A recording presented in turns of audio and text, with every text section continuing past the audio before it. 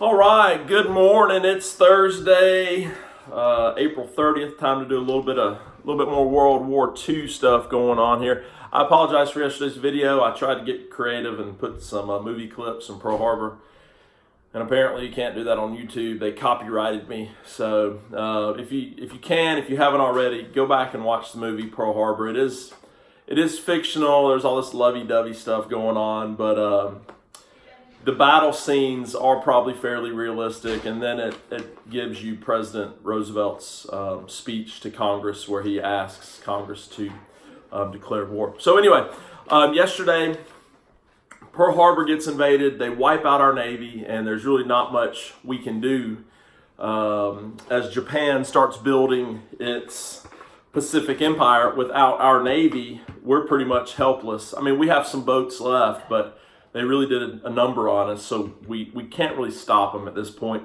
And they just start taking over island after island, peninsula, they just start taking over this whole Pacific area. So we're going to have to rebuild and take all this land back, and it's not going to be fun, nor is it going to be easy. So today on the board I have just a few important battles in the Pacific. See, World War II, there's two different wars going on here. We have what's called the Pacific Theater, and that's what today's video is going to be about. They call them theaters. Pacific Area or Pacific War. And then you also have the war in Europe, which in America, we haven't really started yet. Or at least we haven't started reading about and talking about yet. But this is the Pacific Theater, or our war in the Pacific. And over there, we're definitely fighting the Japanese. And as I mentioned yesterday, they were a little bit different, had a little bit of a different mindset, no surrender, fight to the death, like they just won't surrender. They felt that surrendering was cowardly, and being a coward was the worst thing in the world for a Japanese soldier. So just a different mindset over there for them, and it made it much more challenging to fight against, really, to be honest with you. Okay, a few battles. So Doolittle's raid. So after Pearl Harbor, we want some revenge for sure. So this was a bombing raid on actually Japanese cities, Tokyo and some other cities, and we took off from aircraft carriers, dropped some bombs on Tokyo. See, they thought there's no way we could get close to Tokyo, but we did, and it didn't do a whole lot of damage, but it helped our morale. It was like, all right, we got them back a little bit, and it kind of hurt their confidence some. Like, ooh, they just got us where it hurts. So it doesn't really affect the outcome of the war too much, other than it boosts our confidence, and it kind of hurts their confidence a little bit. And if you've seen Pearl Harbor, that's the end of the movie. That's the raid that was going on. So that was just good for morale. Coral Sea, though, that was a major battle. So Japan is moving. Let me get my right spot on the globe. So they're moving slowly this way, and I don't know if y'all can see that red continent they're moving to, but Australia. That was one of our big allies, and that was a place that they really wanted. And especially here on New Guinea, there was an air base, an allied airport, basically airfield. And if they could get control of that, it would make it very easy to conquer Australia. So we're going to try to stop that. So we have this famous battle called the Battle of the Coral Sea. And it was a naval battle, since it took place on the sea. And new type of naval battle. It was basically our aircraft carriers versus their aircraft carriers. And our boats weren't fighting each other. It was the planes taking off the boats that were fighting each other. Our aircraft carriers, I don't even know if they ever got within eyesight of each other, but it was planes against planes that had taken off from boats. So it was that sort of battle. We actually lost more men and planes in that battle, but it was kind of a draw, okay? And this was a big morale booster too. This is the first time since Pearl Harbor that we've been able to stop the Japanese. Every other place, whether it's Philippines or Guam or wherever, once the Japanese started attacking, we lost control of it. This is the first time we were actually able to kind of stand up to them and stop them from taking something they wanted. So not a victory, but not a defeat either. So that was good. That was big stuff right there. Okay, we kept them from getting our buddy down there, Australia. The next major battle is Midway, and Midway is a tiny island, and as you can probably guess, it is midway between Asia and North America. And we had an air base there, and they're going to attack Midway, and if they attack Midway, then they could attack Hawaii. Now I know what you're saying, they've already attacked Hawaii. Okay, so they bombed Hawaii, but they weren't trying to conquer it, they were just trying to bomb it. With Midway, they're trying to take Midway, and then they could conquer Hawaii. So we certainly don't want that to happen. Now here's the deal about Midway. I'm gonna ruin the story for you. It is the turning point in this war in the Pacific. Okay, up until this point, we were definitely losing. After this point, we were definitely winning. So it was a huge victory for us, a very important victory for us. Here's how. So we knew they were going to attack Midway. They didn't know that we knew, but we knew. We broke the code, and we knew. Like we knew we knew the day, the time, and all that. So we let them start attacking Midway, and see, they think we're caught off guard, but we know what they're doing. And as soon as we let them start, and then we just pounce on them and beat the brakes off of them. Okay, huge victory for us. We destroyed 332 of their planes, all 4 of their aircraft carriers, and another support ship. So it was a huge victory for America. We hurt their Navy badly here. And like I said, by the way, this is June 7th, 1942. After this point, we are definitely winning. Okay, so turning point, Battle of Midway in the Pacific Theater. Okay, before that, we're losing. After that, we are definitely winning. Okay, so now we got to shift our game plan. You know, before that, we're just kind of playing defense. Now we're going to go on the offensive. Now we're going to go from being the attacked to the attackers. All right, but think about it. Japan has taken over all these islands. So are we going to have to go back and take over every single island? In a perfect world, yeah, we could do that, but it's not a perfect world. Okay, that would take way too long, and it would cost way too many American lives. So our commander, who I've mentioned yesterday, Douglas MacArthur, he comes up with a strategy called island hopping. Island hopping, and it is just what it sounds like. We're going to hop on this island to that island to that island to that island, and we're not hopping on every island.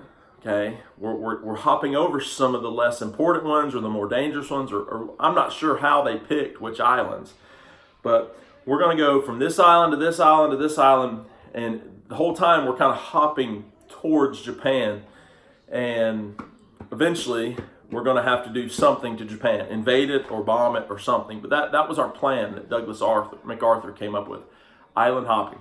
So which islands do you hop on? The most important ones, the ones that are strategically most important, maybe the ones that are the easiest to conquer.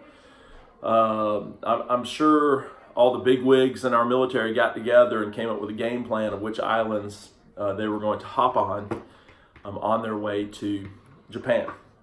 But the first island that they're going to hop on is a nasty World War II battle called Guadalcanal. And you've probably never heard of it. But imagine the nastiest jungle infested with the most awful creatures. And then imagine a bunch of Japanese people trying to shoot your head off. And that's what Guadalcanal was like. Okay, let me read you a quote here about this island from a soldier who was stationed there. Hell, he called it. Hell was red furry spiders as big as your fist, giant lizards as long as your leg, leeches falling from the trees to suck your blood, armies of white ants. What? White ants? That would be freaky just to look at, but white ants with the bite of fire, scurry scorpions, inflaming any flesh they touched. enormous rats and bats everywhere, and rivers with wading crocodiles. Hell was the sour, foul smell of the squishy jungle, humidity that rotted a body within hours, stinking wet heat of dripping rainforest that sapped the strength of any man. Hell was an enemy so fanatic, so crazy, they would use their own dead soldiers as booby traps. So at Guadalcanal, our soldiers weren't just fighting against the environment, the weather, the scorpions. They were also fighting against a pretty tough enemy, the Japanese. All right, we are going to win this battle after 6 months of fighting. They lost 24,000 men. The Japanese did, but again, they don't surrender. Like, they fight to the death. There is no quitting. There is no surrender in the World War II Japanese soldiers' mind. Surrender was not an option. So, just crazy, crazy intense fighting there on Guadalcanal. And what was so important about Guadalcanal? They were trying to build an air base there. It seems like all these battles are about air bases, and we wanted to prevent them from building one, actually take control of it and use it for ourselves. So, Guadalcanal. We should consider ourselves lucky that we never have to endure anything as hellacious as Guadalcanal. One other thing I want to mention about these battles in the Pacific, and there's a good picture in the textbook on this page in the textbook that shows a bunch of soldiers running on shore. So every time we attacked an island, it was what you would call an amphibious invasion. It's when you start off on the water and you end up on the land. So most of us have been on a beach vacation, and we've been out in the ocean.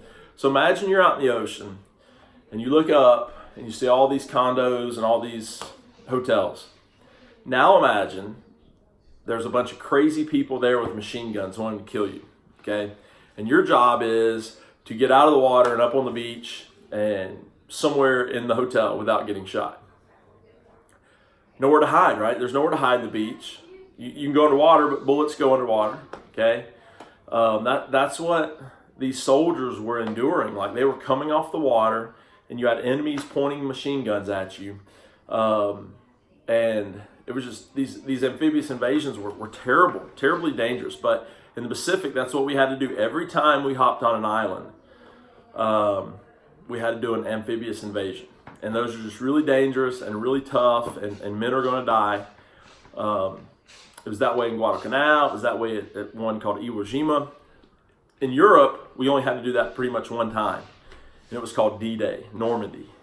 But in the Pacific, we had to do it time, again and again and again. So, and that was another thing that made the War of the Pacific really dangerous. We had to keep doing these amphibious invasions. So, all right, that is where we're going to stop today.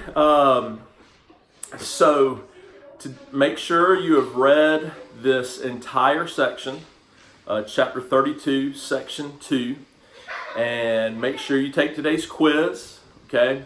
Now, tomorrow's Flexible Friday. It'll be a day where you can make up all this stuff, watch these videos, get caught up in your reading on your quizzes. All right, listen, I've said this a bunch of times. If there is an NTI in the grade book, okay, and you go back and make up a quiz, you have to email me. It doesn't say, I don't get emails or text alerts, hey, so-and-so made up a quiz. I won't know that you made up a quiz unless you email it to me, okay?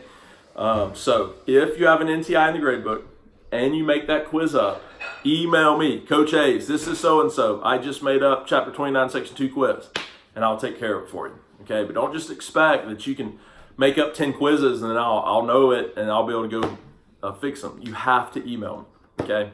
It'd be great if you would just stay on pace with us and never have to make one up. That would be great in a perfect world. So I wouldn't have to spend an hour like tracking down missing grades every day. But anyway, I will not make another video until next week. So I hope you have a great Friday and great weekend, and we'll see you next week.